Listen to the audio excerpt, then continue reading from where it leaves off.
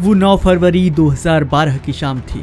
South west Delhi के छावला इलाके में रहने वाली किरण नेगी रोजाना की तरह काम से लौट रही थी। रात 8:30 बजे का वक्त था। 20 मिनट का पैदल रास्ता किरण को जल्द से जल्द तय करना था, लेकिन उस दिन दरिंदों की उस पर नजर थी। रवि, राहुल और विनोद, इन 3 आरोपियों ने एक लाल रंग की इंडिका कार में किरण को अगवा कर लिया, फिर हरियाणा ले जाकर 3 दिन तक उसका गैंगरेप किया और इसके बाद किरण को वो लोग एक सरसों के खेत में मरने के लिए छोड़ गए। इस मामले को दिल्ली पुलिस ने भी रेयरेस्ट ऑफ रेयर बताते हुए दोषियों के लिए फांसी की मांग की थी। हमारी लड़की गुड़गांव से जॉब करके आ रही थी और गुड़गांव से वो बस में आई है और साथ में 2-3 सहेली और भी थी। छावला में बस स्टॉप पर उतरी हैं। लाल रंग की हैंडी के कार में बैठे हुए थे दारू पी के, और जो है कि इन्होंने जो है कि वहाँ पर लड़कियों पर छेड़छाड़ करा और हमारी लड़कियों को किडनैप कर दिया। 3 दिन बाद जो है कि मतलब डेड बॉडी मिली है, मतलब जो है कि वो भी हरियाणा में से। किरण नेगी की मौत पर आक्रोश नहीं फूटा था, वो मीडिया की सुर्खियां नहीं बनी थी। उसके चले जाने के बाद टीवी डिबेट भी नहीं हुई थी और ना ही कानून बदले गए थे।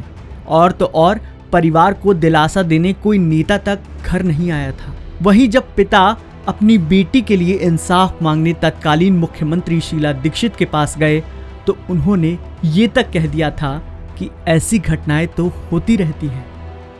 हमारी जो मुख्यमंत्री शीला दीक्षित उस टाइम मुख्यमंत्री थी।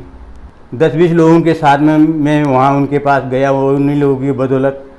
तो उनसे बोला, उन्होंने ये बोला, ये आज वो हमारे सामने नहीं है, उनकी तरफ से ऊपर वाला सुन रहा, मेरे तरफ से आप सुन रहे हो।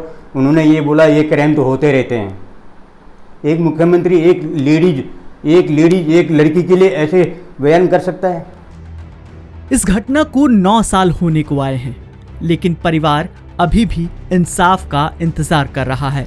किरण नेगी का गैंगरेप करने वाले तीनों दरिंदों को दिल्ली हाईकोर्ट ने साल 2014 में ही फांसी की सजा सुना दी थी, लेकिन बाद में ये मामला सुप्रीम कोर्ट पहुंचा और वहां पर इस मामले की सुनवाई अभी भी जारी है। किरण की मां कहती हैं कि आज भी अगर न्याय मिल जाता है तो कम से कम इस बात का सुकून होगा कि मेरी बेटी को न्याय तो मिला। उम्मीद पे तो आज तक जीते आ रहे कि क्या पता मिलेगा। 9 साल तो 10 नहीं तो 11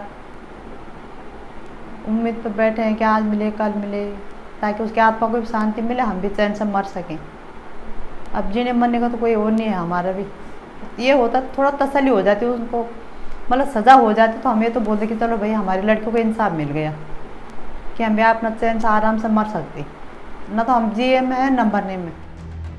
किरण के पिता कहते हैं कि हमारी कानून व्यवस्था अपराधियों को पनाह देती है और पीड़ितों से चक्कर कटवाती है। अगर हमारी लड़की हाथरस की होती तो न्याय मिलता, बलिया की होती तो न्याय मिलता। दामिनी निर्भय केस से पहले का केस है ये।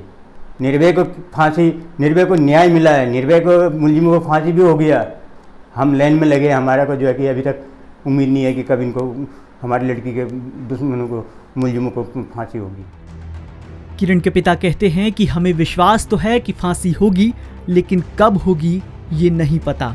सबसे अच्छा तो ये है कि ऐसे अपराधियों को हैदराबाद की तरह ख़त्म कर देना चाहिए। पहले तो ये हैदराबाद वाला हिसाब किताब होना चाहिए कि क्रिमिनल को जैसे ग्रिप में आता है वैसे शूट कर दो। किरण अपने परिवार में बड़ी बेटी थी और नौकरी करके घर चला रही थी। उसकी मौत के बाद परिवार के सामने गंभीर आर्थिक संकट खड़ा हो गया, लेकिन परिवार की आर्थिक मदद के लिए न तो समाज आगे आया और ना ही सरकार। घटना के लगभग 9 साल बाद भी ये परिवार उबर नहीं पाया है। वो एक अंधेरे भरी दुनिया में फंसा है, जहां सिर्फ न्याय ही उनकी जिंदगी में रोशनी ला सकता है।